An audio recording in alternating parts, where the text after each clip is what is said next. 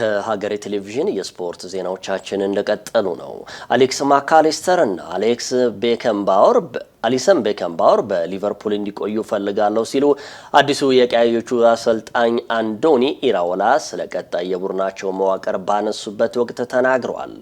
የቀያዮቹን የኃላፊነት ወንበር የተረከቡት የቀድሞ የበርንማውዝ አሰልጣኝ አንዶኒ ኢራኦላ በመጪው የውድድር ዓመት ምንም አይነት አቀራረብ ይዘው ይመጣሉ የሚለው ጉዳይ በልዩነት ይጠበቃል። ሊቨርፑል በዝውውሩ መስኮት የነቃ ተሳትፎን እንደሚያደርግ የሚጠበቅ ሲሆን ከዚህ ቀደም አስቀድሞ ያስፈረማቸው ተከላካዩ ጆቫኒ ሊዮንና ጀርሚ ጃኬትን በልዩነት እንደሚጠቀሙባቸው ይጠበቃል። የመሐመድ ሳላህን ተተኪ ማስፈረም ማጥበቀው የሚፈልጉት ቀያዮቹ ከብራድሊ ባርኮላ ጋር ስማቸው እየተያዘም ይገኛል።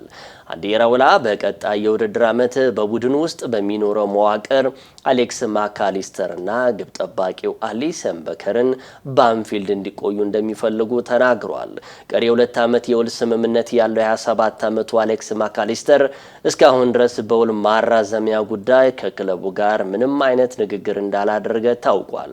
ስብስባቸውን ይዘው በቅድመ ውድድር ዝግጅት በቺካጎ የሚገኙት ኢራኦላ ማካሊስተር ባለፉት ጥቂት ዓመታት በቡድኑ ውስጥ ከነበሩ ምርጥ ተጫዋቾች መካከል አንዱ እንደነበር ግልጽ ነው ብለዋል። በ2026 የዓለም ዋንጫ ጥሩ ጊዜን አሳልፏል።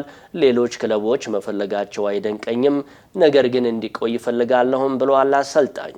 የ1 ዓመት ውል ብቻ የቀረው ባለልምዱ ግብ ጠባቂ አሊሰን ቤከር በበኩሉ ስሙ ከዩቬንቱስ ጋር በስፋት እየተያያዘ ሲገኝ፣ ነገር ግን ኢራኦላ ግብ ጠባቂው እንዲቆይ እንደሚፈልጉ ግልጽ አድርገዋል።